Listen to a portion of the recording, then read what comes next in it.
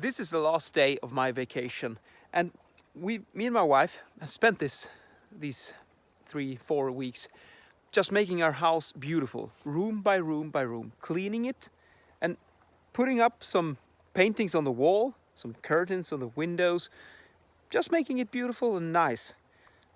Putting things where they should be. All these millions of little small things that we've been procrastinating and postponing for such a long time. And it's amazing because when the house starts to get clean, I can feel my mind is getting clean as well. It's much easier to focus. And today I realized a couple of things that, wait a minute, this one needs to be fixed like right now. But I wasn't able to see it because my mind was all over the place because it was messy. So declutter, clean it, put everything where it should be and make it beautiful.